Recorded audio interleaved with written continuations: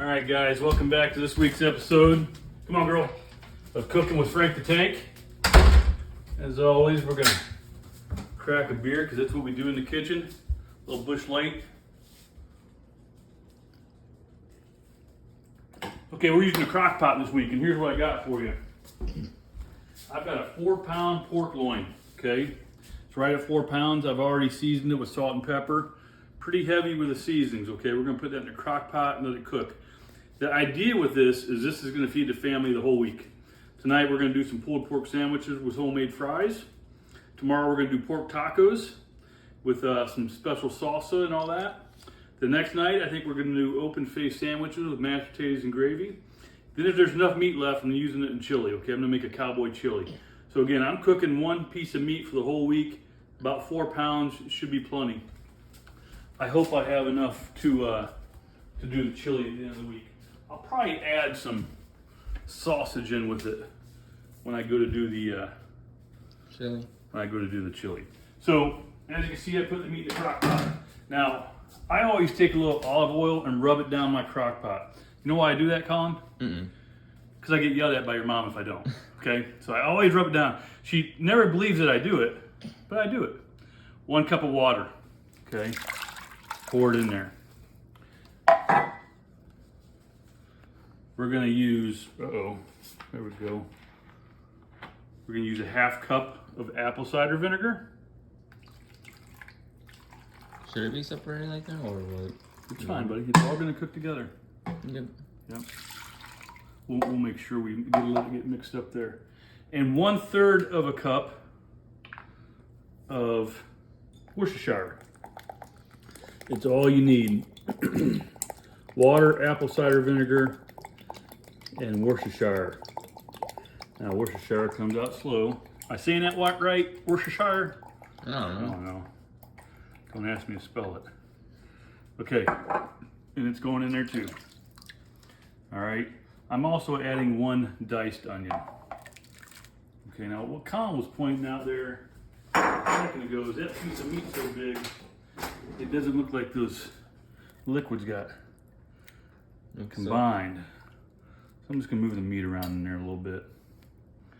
Okay, get the onion down in the liquids so it cooks up good. And I'm guessing this is gonna take about 6 hours on a high setting. So we're gonna go ahead and put this on high. And we're gonna cover it, and we'll keep an eye on it through the day.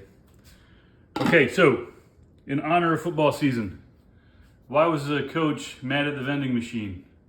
Because he wanted his quarterback. He wanted his quarterback. All right, so this thing's been cooking for about 6 or 7 hours. Get a good shot of this. The meat is literally just falling apart. I just turned the crock pot on low, and it smells delicious. You can see the onion in there. This is perfect. It's falling apart. There's one area that's still a little tough, so we're gonna let it just finish cooking there. I'm telling you, this smells and tastes delicious. I did turn it low. It's been 6 or so hours, maybe a little bit more, and now we're gonna get the fries ready. So I've already cut up some home fries. I just cut these up on the cutting board, and we're gonna do these in the air fryer. So I'm just gonna drizzle some olive oil all over them. I'll give them a couple shakes here. Over the sink so I don't make a mess, because if I make a mess, you know what happens? My wife yells at me. All right, my wife's taking the video, by the way. All right, so got that olive oil on there, some seasoned salt. Use whatever you want. I mix it up here. But I'll use some seasoned salt and pepper. Sometimes I use some different steak seasonings. They all come out good.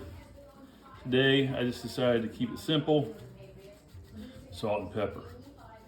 And these are gonna go in the air fryer. And they'll take about 20 minutes or so in the air fryer. Once you toss those around a little bit, more seasoning on there. And you can never have too much pepper. Even though my wife would say, that's too much pepper. Get those seasoned up good. Roll them around.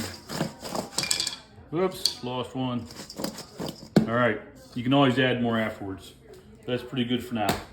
Okay, so that's tonight's dinner. Again, we had that big piece of meat, 4 pounds I think it was. We're having pulled pork sandwiches and fries and slaw tonight. Tomorrow we're doing tacos with it. Third night, open face sandwiches with mashed potatoes and gravy. And if there's enough left, Thursday night football, we're doing chili. All right, and I'll post pictures along the way. All right, guys, we're back. Night one of this 4 pound roast. This has come out perfectly and it smells great. We have pulled pork. We're gonna make sandwiches out of that. Get a shot of that, buddy. Yep. We're gonna make sandwiches out of it tonight. All right, and then on the side we have some hand-cut French fries that were done in the air fryer and some coleslaw. I really didn't show you that, but whatever. Okay, so that's dinner tonight. We'll be back tomorrow with tacos and the side dishes. All right, welcome back to this tonight's episode of Cooking with Frank the Tank. So we did the pork roast yesterday, right? It was about a 4 pounder, I think, and I told you I was gonna make 4 meals out of it. The first night, we had pulled pork sandwiches with homemade fries. I showed you that. And what did we have? We had some coleslaw with it. So easy dinner. We got plenty of leftover meat. I've got a little bit here for tacos. For tacos, you don't need a whole lot of meat. I'm just gonna throw that in the microwave. For our side dishes, we got rice roni, cilantro lime, and we got some corn going on in the oven. Real easy side dishes. But to go on top of the meat on the tacos, you can do whatever you want. Use regular coleslaw. We have an Asian chopped salad kit, kind of like a coleslaw cut, and that's gonna go right on top of the meat. Then of course you got your hot sauce. Use what you want. We got our taco shells. We might get some chips and queso out later. You know queso is Spanish for cheese, right? In the South it means something different. Queso. Here's your plan. You're not gonna like it. Queso, queso. All right, little dad joke there. Okay, so that's tonight's dinner. This is day 2. Tomorrow we're gonna do mashed potatoes with some meat. Then we're gonna have chili. Okay, here's some food for thought. Wouldn't it be ironic if Popeye's chicken was fried in olive oil? All right, here we go. This is the night 3 of the pulled pork that we did, the big roast. We got some mashed potatoes going. I'm gonna do just a simple pack of gravy. We get some green beans. Tonight we're doing open face sandwiches. So all that is, we're gonna take some garlic bread. We're gonna throw the mashed potatoes on there. We're gonna throw some meat on there and throw the gravy. How I do my mashed potatoes, I've got about 12 potatoes in here. I cut them up. They've been boiling for a little over 10 minutes. I'm gonna let them go a few more. I'm gonna check them. When they're soft enough, I'm gonna start mashing them. I got this thing off Pampered Chef. This is a great potato masher. I'll drain the water when they're soft enough, put them back in the pot. I'm gonna use, it's about a cup of sour cream in here, okay? I'm gonna use a couple tablespoons of butter, plenty of salt and pepper and potatoes, okay? Trust me, add a little bit of time and you'll see that you need to keep adding more. So don't overdo it at the beginning. Add a couple teaspoons at least of salt, mash them up and taste them. And then I'm probably gonna add some garlic sauce. So we have garlic mashed potatoes. And if I need to cream these up a little bit, if the sour cream and butter didn't do it, I'm gonna add probably about a half cup to a cup of milk. Okay, so we'll be back in a few minutes to show you the completed product. When this is all done, potatoes still got at least 10 minutes to boil. All right, we got our meal ready. We got our garlic bread. I've got that pulled pork. I've heated that up. I'm gonna put, you know what I'm actually gonna do first is put my mashed potatoes right on top, and these mashed potatoes came out perfect. I'm gonna put my mashed potatoes right on top of my bread, my garlic bread.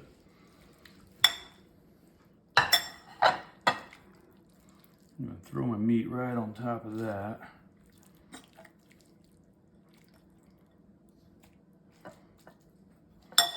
Bring it over here. I'm gonna get my gravy.